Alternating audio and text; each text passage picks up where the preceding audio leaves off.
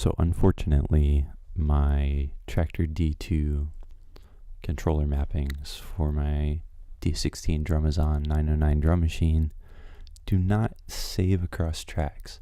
I can import the drum machine. You can see here the Drumazon.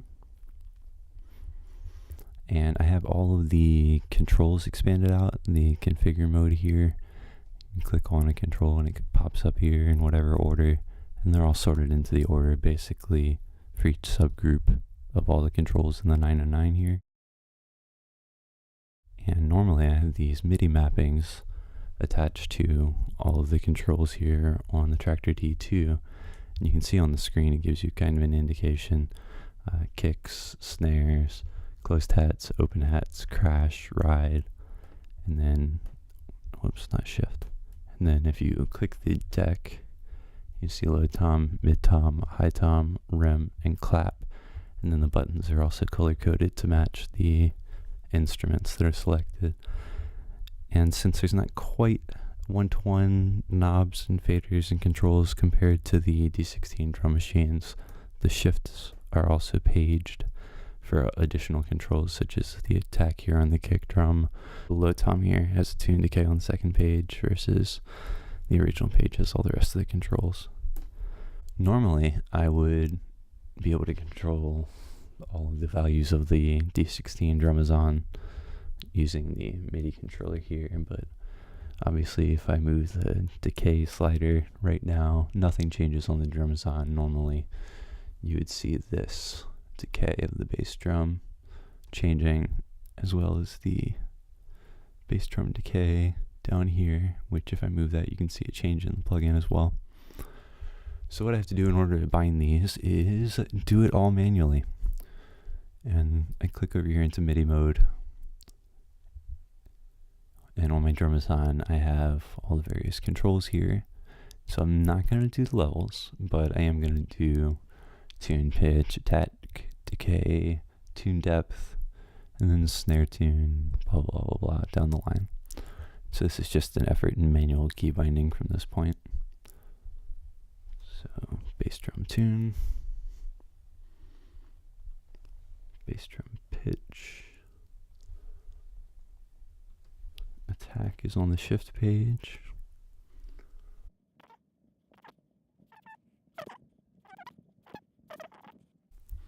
And low tom tune, I'll shift X for that. Take the shift off.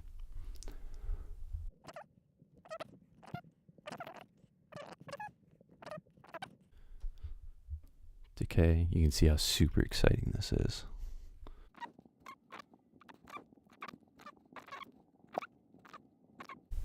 Hand clap, reverb. So that's actually mislabeled on my D2 over here. I have it labeled as decay, but it's actually the hand clap reverb function from the 909.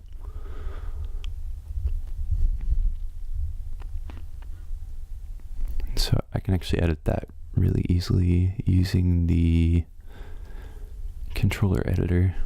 This is the Native Instruments controller editor software. So in here, I have my two Traktor Control D2s, and this is D2-2, which I've labeled as Drumazon right.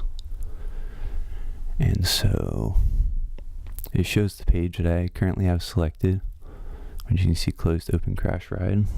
So if I flip the deck, it shows the hand clap now. It has the decay here.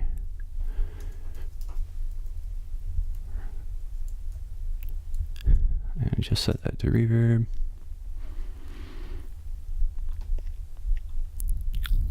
I'm gonna save that guy.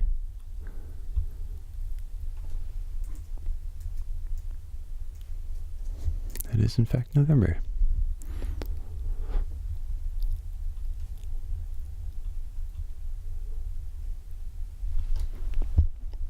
And so you can see on the D2 it says reverb now. It's just that simple. So back in Ableton.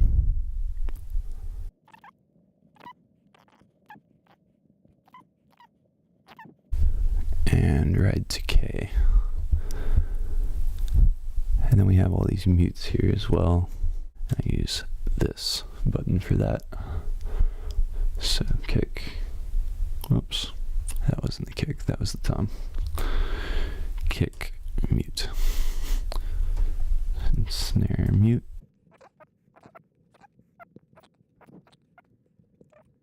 Crash, and ride. And that's the D16 Drumazon bindings for this controller. The ribbon controllers I usually use for a different mapping. I don't actually have a black hole on this track, but I can add one. So I'll just insert a return track here, and I'll toss a black hole on it. So here's the Eventide black hole. And I already have all the controls set in Ableton from the VST, so you'll see them all out expanded here.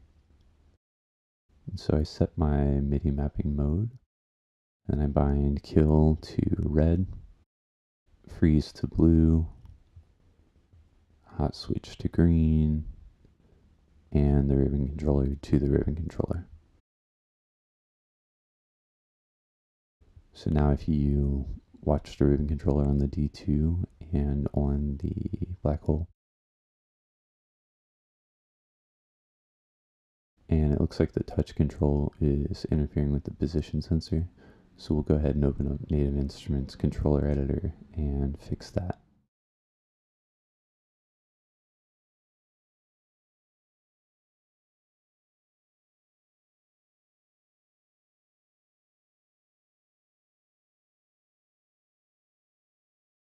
Turn the touch off.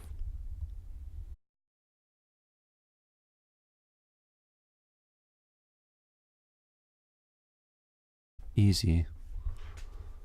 So now I have gravity, or well, in this case gravity, but the way the ribbon controller works is I could also grab size, and that's the bottom. That's the top. I could grab pre-delay, that's the bottom. Let's go ahead and make that sync to pre-delay. And so now when I grab the ribbon controller, it moves all of them together. And it's cool because you can reverse it as well. So now when I move the ribbon controller up, it moves the gravity and size up, but the pre-delay down. And the hot switch basically just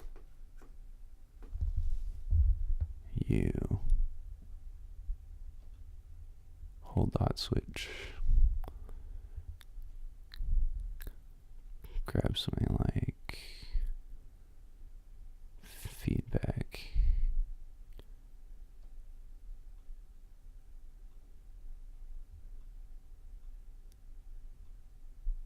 and whenever you hit the hot switch, it just throws it to exactly that position. We can add more stuff to it. So I could crank the mod rate up and add that there.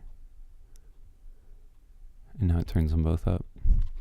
And so I can just do the same thing by using my hot switch button on the D2. And since I have it as a toggle, it gives me a quick throw these settings on, which is awesome if I'm playing something that I want to add a massive tail to. And what it would do is it would normally play it without a lot of feedback or any feedback in this particular case. And when I wanted to have a big tail at the end of something, just hold it. And when it's starting to decay to the point that I don't want to hold it anymore, or don't want to hold the tail and just let it go, I can just release the hot switch. And freeze, in this case, adds infinite feedback, and modulation depth stops the modulation actually. So it's pretty similar to what I just hot switched, but you could do that with any effect, any gravity, size, change the EQ settings. And then the kill is just the bypass, and that's the toggle.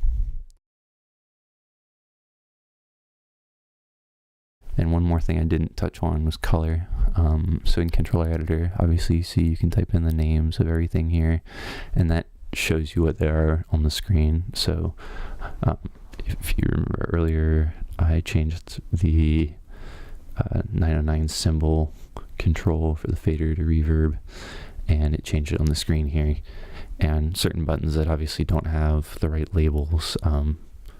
You know, you can see the labels on the screen and change them to whatever you want: mutes, effects, tone, pitch.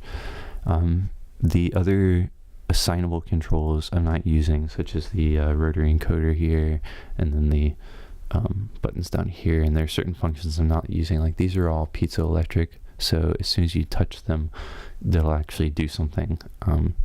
And you can see as I'm physically touching them with my finger, it's cycling through them on the controller editor.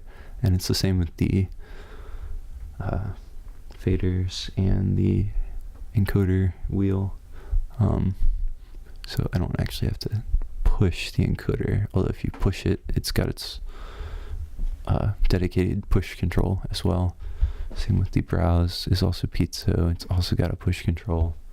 And then the volume knobs, the physical pots, are also piezo, so you just have to touch them.